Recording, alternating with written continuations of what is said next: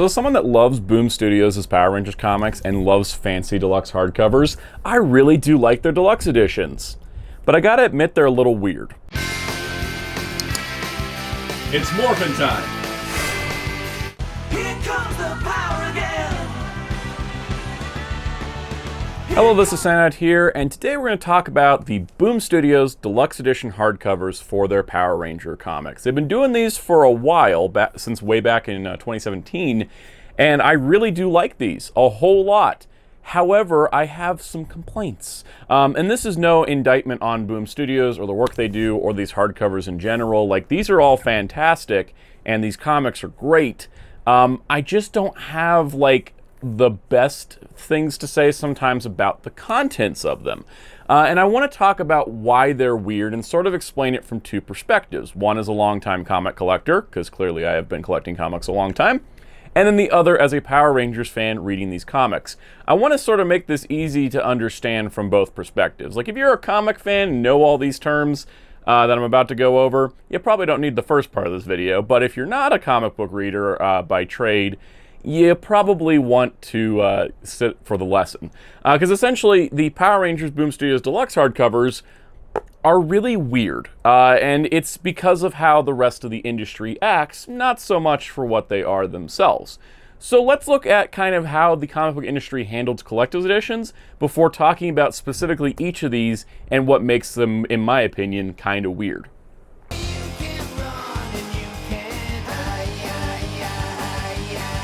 Here's Comic Book Collected Editions 101. Basic terminology you're going to need to know to understand what I'm talking about in this video. So, going all the way back to the beginning of the format, comic books were published in single issue form. This is a reprint of an old static comic, but the idea that you get your single issue comic, it comes out usually monthly for an ongoing series. Sometimes you have a miniseries that only lasts 6 issues, or a maxi series that's 12, and there's some variation in between with all of those. But typically your ongoing comics will be printed in a single issue format. And then later on, and this is very common practice starting in the 90s, you'll get your collected trade paperback edition. So for example, this Mighty Morphin Power Rangers Pink miniseries was 6 issues. It was originally released as 6 issues here, and then this volume collection, which is the trade paperback containing all 6 issues, plus the variant covers and some extra bonuses. In fact, a lot of comics mostly just go to this format. However, sometimes a comic is popular and they'll get a higher caliber release. Sometimes it's as simple as a hardcover, like Static Season 1 here. It came out on hardcover first, and there's a paperback edition to follow. This hardcover is a standard size hardcover. As you can see, when you compare it next to the trade paperback, it's about the same size. Not exactly the same because, of course, hardcover versus paperback, but it's about the same size. Now, if something has a little bit more prestige, or more specifically the company thinks they can make some more money off of it, you'll get a deluxe edition hardcover. Deluxe edition hardcovers are typically larger than standard edition hardcovers. So you can see that you get, quite a bit more image.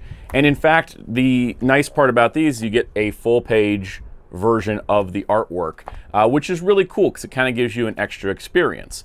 Now, the step up from deluxe edition is typically called omnibus, and that is where you'll get an entire run in a single volume or a couple volumes depending on how long it is, and that is what one of these is. Deluxe edition size, but containing an entire run. There are much larger omnibuses than this. The Silver Surfer run was only about 39 issues, so it's, nicely contained here. But in general, you can get kind of an entire run in an omnibus. And omnibuses will also usually include extra issues that are important to the overall story. So if they had a crossover with somebody, or this specific creator, like this was the Dan Slott and Mike and Laura Allred omnibus for Silver Surfer, anything they worked on is in here, regardless of if it was in the main series. So that's kind of how that works out. And then sometimes you get weird publishers who do paperback omnibuses, like Dark Horse's Hellboy omnibus collections or paperbacks. It little bit breaks the format here. And typically when you start to skew away from Marvel and DC, more format breaks come in place. Now, adding to this, other publishers such as IDW have a couple different approaches to collecting their license books.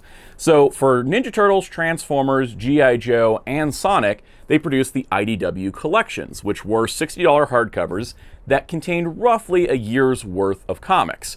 And it is in chronological reading order. So for example, with this one, it's the first 12 issues of Ninja Turtles plus the first 5 micro series, so you get a total of 17 issues. and they're in the order that you should read them in, so it makes it an easier reading experience. And these started several years after the books started, and they're always a little bit behind what the current stuff is. But with the way that the IDW Ninja Turtles work, they don't really have flashback series, they only have flashbacks, and that'll be important to come up with Power Rangers. They've also taken the approach with Godzilla and Star Trek with the Library Collection, which are paperbacks, and since these kind of jump around the timelines of the respective franchises, they sort of collect specific eras. Like this first library edition for Star Trek is specifically the 2009 movie prequel comics, and then the next one's going to be TNG related, and so it kind of groups them together that way. Come on and let's rock and roll. It's time to rock and roll. So now we're going to go over the history of the Deluxe Edition hardcovers for Power Rangers, because I think it's very important that I gave you all that context, because, well, you'll see what I mean by these are a little weird. So they are listed as Deluxe Edition. So for example, Mighty Morphin Power Rangers Year 1 Deluxe Edition. This is essentially saying, oh hey, it's like an oversized hardcover, which it is. Because as you can see, my Batman Return of Bruce Wayne hardcover is about the same height. Though this is a little bit larger, kind of closer to omnibus size. So with it being, Deluxe Edition, large hardcover, plus containing a lot of issues, it kind of seems like this would be the go-to format for hardcore collectors. Say, for example, me, who reads everything in single issue, doesn't really want to buy the trade paperbacks, but wants something better, and that's what these are for. However, it's sort of strayed off the path a little bit. Because initially when this started, this contained issues 0 through 12 of Mighty Morphin Power Rangers, the first year, hence Year 1. It reminded me a lot of the Ninja Turtles IDW collection, which also had issues 1 through 12, plus additional one-shots that came out in that first year. So they seem sort of like they would correlate, and they did for a bit. So releasing on October 17, 2017, Power Rangers Year 1 is probably the hardest one to come by now. This one has always been hard to get. I did not initially pre-order this because the $75 cover price, 75 bucks, sort of dissuaded me from getting it right away, because I was like, well, that seems sort of worth it, but if you get the 3 trades that make up the same contents, that's going to be about 60 bucks, so I guess you're paying 15 for the higher format. Well, we'll talk about what also makes these a little bit more expensive in a moment. But in general, I didn't get it right away, and then it sold out, and so I sort of freaked out, because something they did here, which I think is actually my least favorite part about these, is each deluxe hardcover contains a unique, exclusive short story.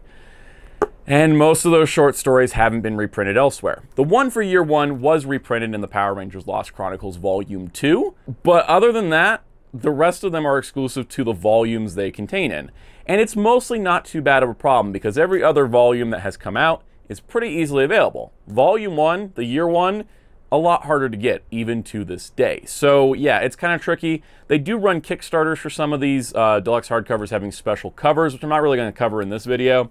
But those, they'll have sometimes the option to buy Year 1, and that's sometimes the only option you got. Now, what's contained within here is issues 0 through 12, plus the short story From Here to Despair. Now, that makes sense in a chronological method. It's sort of like the Ninja Turtles. This doesn't, issue 12 isn't the end of an arc for Ninja Turtles, it's just the end of the first year. And it kind of just continues on to go to volume 2, 3, 4, etc., up to 15 of these they got so far. But where this is kind of strange is that it doesn't really give you a complete story. So for example, issues 0 through 9 make up the Green Ranger Year 1 story. Issue 10 was a flashback issue, which is placed as issue 10, which makes sense, they're doing a Year 1 thing. And then 11 through 12 start the Lord Draken arc, but that doesn't conclude until the Year 2 hardcover. So it kind of seemed like, all right, Year 1, Year 2, Year 3, etc. Now, the other thing to note with these deluxe hardcovers, if you can tell that there's this white space at the end, you do get quite a bit of pages in here. So you get everything for issues 1 through 12, or 0 through 12, because it did have a 0 issue, 0 through 12, so all 13 issues are right here. And then after you go through that, there is a cover gallery, and basically you get full page artwork of all the variant covers for all the issues contained within. And this is really nice in case you weren't able to collect the variant covers, or some of them are more expensive. You have a nice kind of art book in the back of these. And I think that makes up the $15 extra you're paying for the deluxe hardcover over the trade paperbacks, because those don't have as good a cover galleries. There also sometimes will be behind the scenes sketch work and design work to add to the experience. So overall, Year 1 made a lot of sense. Let's look at Year 2.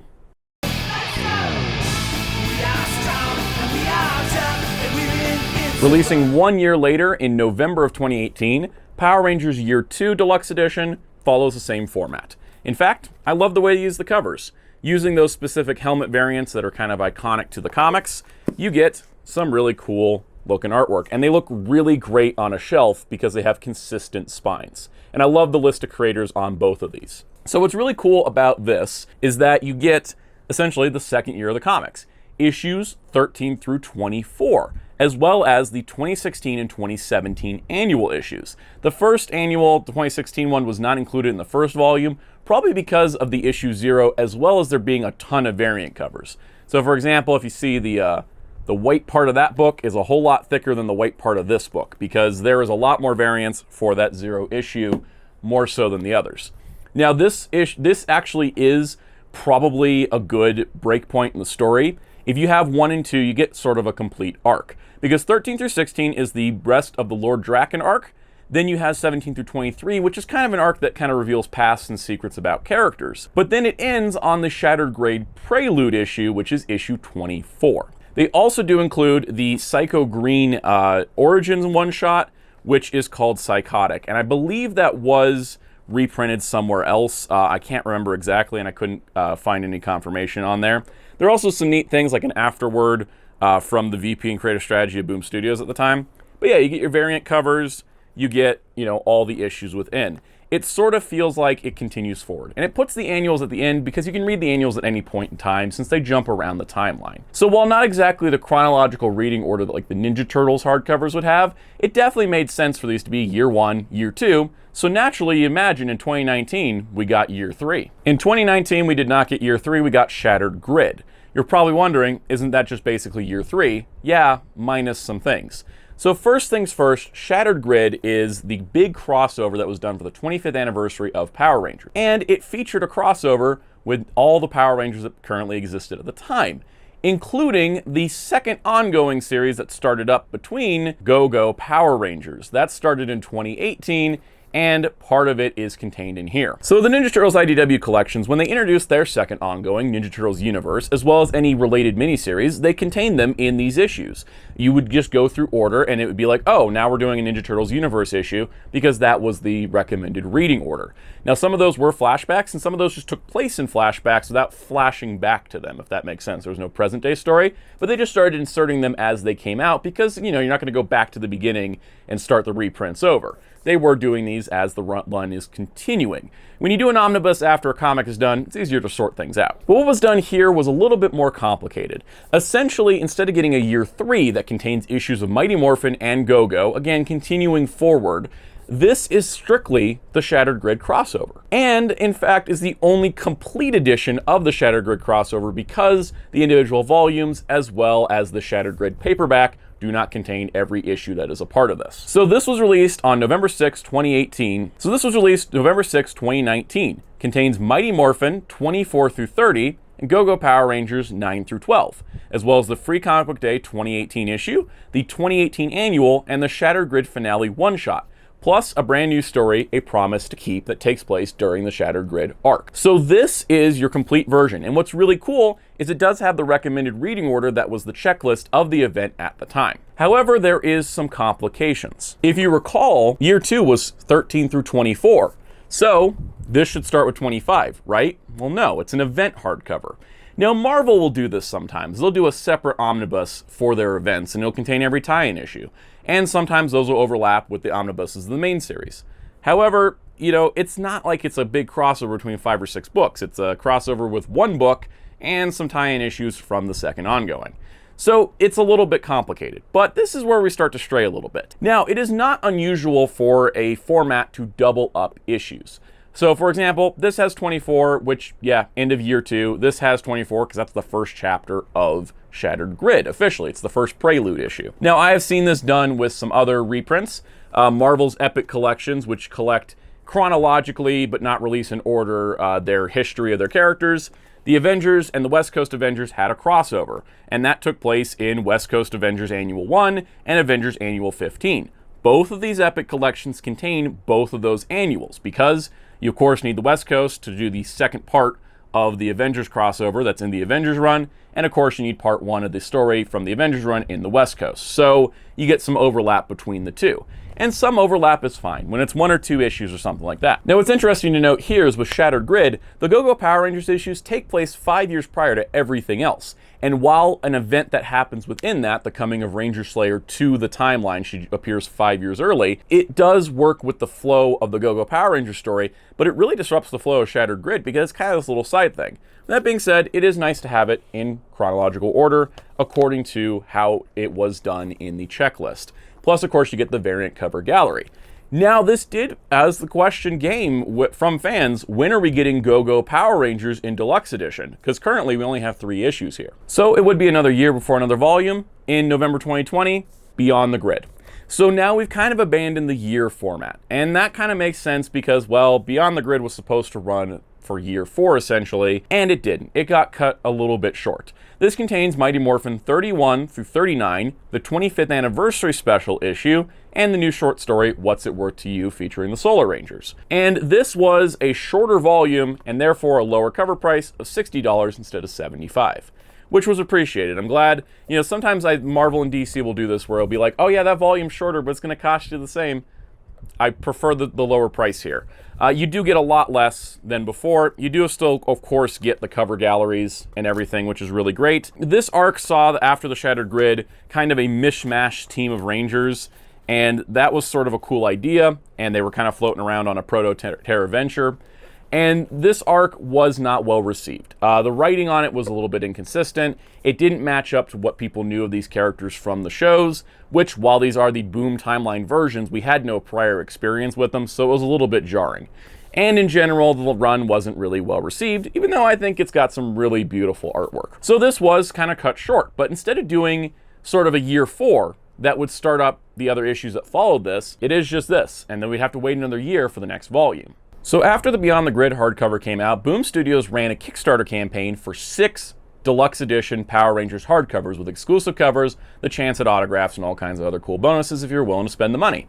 But in the notes of that Kickstarter, they said there would be retail editions of the 5th and 6th hardcover, that being Necessary Evil Part 1 and 2. And these did come to retail with different covers that match up to the others, which is why I got these editions. So first things first, November 3rd, 2021, we got Necessary Evil Part 1. So after Shattered Grid, after Beyond the Grid, Necessary Evil was the next major story arc. And this ran concurrently between Mighty Morphin and Go-Go Power Rangers. In fact, it sort of split the story between. Go-Go Power Rangers would tell all the events that took place leading up to Necessary Evil, whereas the Mighty Morphin issues took a leap and jump in time and sort of started the story. What works really good about this is by having the Go-Go issues, you could read them separately. You could totally read them prior to reading the Mighty Morphin issues, but the way they're interspersed, you get sort of the way that the story flowed when it first came out in singles. For example, the Omega Rangers get introduced in the Mighty Morphin issue, and then you start to see how the Omega Rangers came to be in the Go-Go issues, and it all wraps up by the end. Unfortunately, this does cause a problem later. But as a standalone, Necessary Evil Part 1, I think was a good approach to take this. Because the story arc is kind of long, you can't really put it in one volume without it being very expensive. So I think making a standard $75 deluxe hardcover with half the story was a good call. So while Necessary Evil Part 2 would be coming, it constantly kept getting delayed. It was getting delays and delays, paper shortages, all kinds of stuff. And in between that, they threw out another book that wasn't in the Kickstarter, Go-Go Power Rangers Deluxe Hardcover 1. And this was great. I was so excited that we were getting a Go-Go Deluxe. Now, I have a bit of a critique with this. So this Go-Go Deluxe edition follows the way that the Year 1 and Year 2 ran for Mighty Morphin.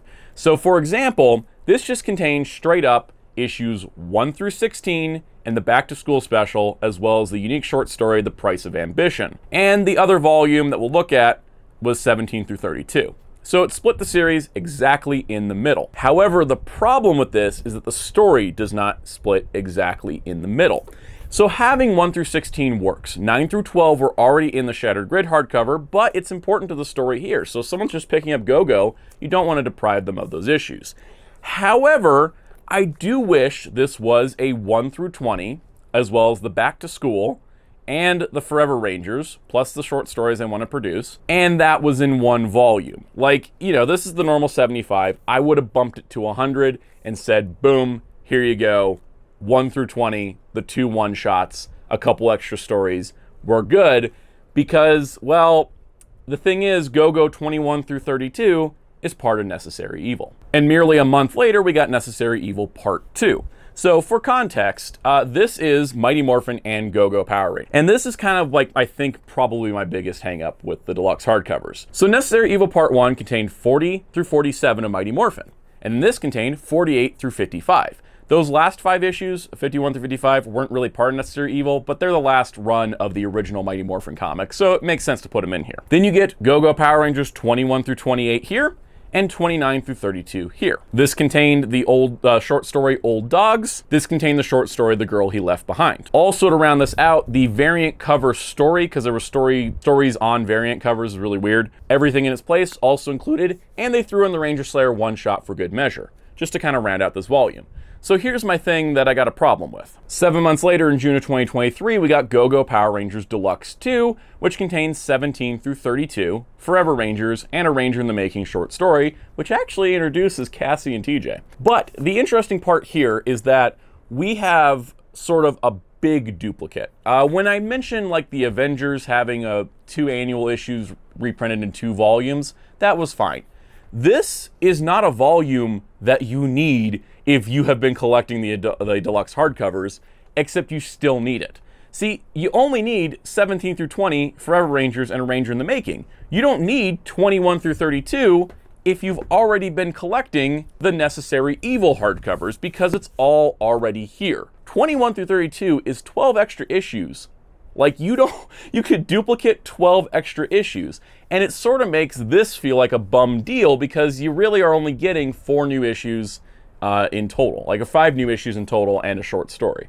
Yes, you also get the variant covers, but those variant covers are also reprinted here. It's a big overlap, and it's something that I think that if we had kept to the year format, like year 1, year 2, year 3, and just interspliced the Go-Go Power Rangers and the Mighty Morphin issues together, it probably would have worked out a little bit cleaner, because I think this is the only time it's going to happen, because Go-Go Power Rangers ended with issue 32 and then it went to Mighty Morphin. I don't know exactly what could have been better here, but personally speaking, I think the Necessary Evil volume could have just been Mighty Morphin 40 through 55. And then the Go-Go Power Rangers Deluxe 2 could have been 21 through 32. Because if you're talking about a reading order, it is a little awkward to stop at issue 20, go read all of Mighty Morphin, and then come back to issue 21, and then go and read Necessary Evil. It is a little awkward to do it that way, but that is a way to do it, and you could do that without, necessarily splitting the volumes. So I think the solution should have been an oversized Go-Go Power Rangers that goes all the way up through 20 and Forever Rangers, or you don't include Necessary Evil as one story arc, since the Go-Go stuff is flashbacks anyways.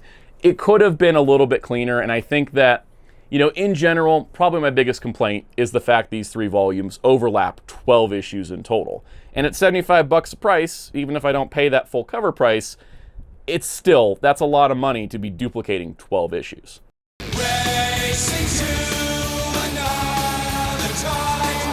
So after all that, what is next for the Power Rangers Deluxe hardcovers? Well, scheduled currently for November 7th, 2023, we are getting the Mighty Morphin / Power Rangers Book 1. This will contain Mighty Morphin 1 through 8 and Power Rangers 1 through 8, as well as the Power Rangers Unlimited Heir to Darkness and Edge of Darkness one-shots, and a brand new short story. So we're going back on track, I think, because Necessary Evil is a bit weird. Doing Go-Go the way they did it was a bit weird, but Mighty Morphin Power Rangers, after issue 55, split into Mighty Morphin and Power Rangers. They kept the numbering going through variant covers so they could come back and do a 100, but essentially this era ran for 22 issues of Mighty Morphin, 22 issues of Power Rangers, and they overlap. The first issues of both take place about the same time, and then they need to alternate so that way they come back together at the end of that arc. So I'm glad they're doing it this way. It is going to take a while if we are getting one of these a year like we have been doing, since they were publishing the book twice a month, so we're a little bit behind. But, doing 16 off the bat plus 2 one-shots, it's an 18-issue volume,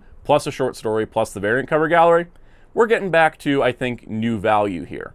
And going forward, they should be able to do something consistent because we're getting a second ongoing in the form of Ranger Academy, and that presumably won't be loading into Mighty Morphin like Go-Go Power Rangers did, so you'll probably be able to do a Ranger Academy Deluxe hardcover down the line. Now, there also is a couple other weird ones. We're getting 3 more volumes, which were first debuted in the most recent Kickstarter for the 30th anniversary, and these volumes are coming out. I don't think these dates are real because, well, January 1st is a Monday, but January 1st, 2024, Lost Chronicles Deluxe Edition.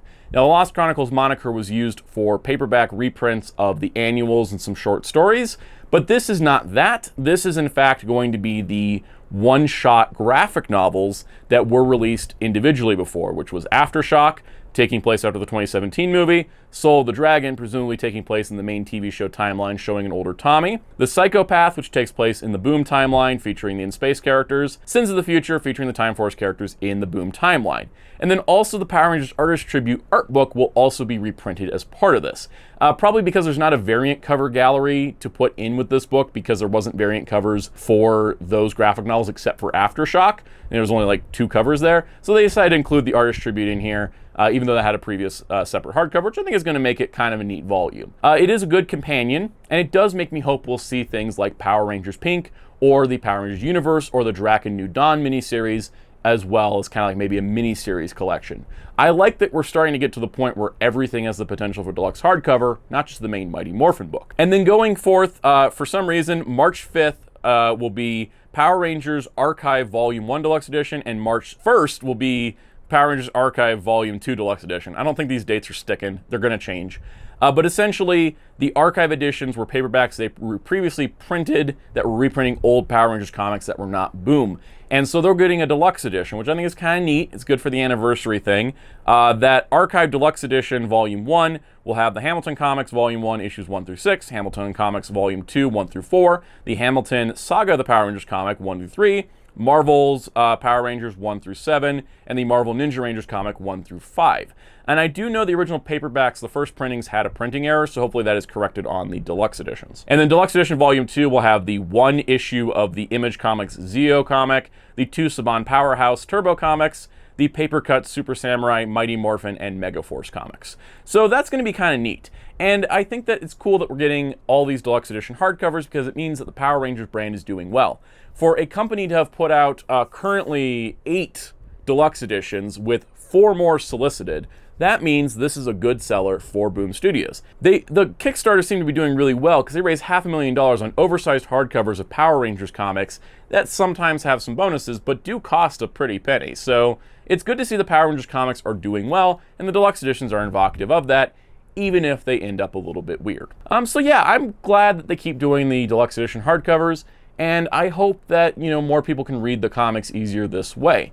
And hopefully they can get that year 1 back in print again, because it's kind of hard to get still. But in general, that does it for this video. So if you enjoyed it, please hit the like button, leave a comment down below, and tell me if I'm crazy about why these are weird, or if you have any other thoughts and theories on the deluxe editions. I'd love to hear them down below. Hit the subscribe button and the notification bell while you're down there for more Power Rangers videos and other kinds of cool stuff on the channel. Also check out my live streams here on this channel Monday at 5 p.m. Eastern, where I talk about Power Rangers, at least in the comics realm, and a lot of other things. Plus, you can join the Discord server using the link below to come join the discussion about Power Rangers and all kinds of cool stuff in our Soundout Discord protocol Discord server. Also check out my awesome graphic designer on the Discord server at DarkClaw643. You can find Hero Club at heroesclub.com for Power Rangers interviews, news, and more. And until next time, this is Soundout saying goodbye.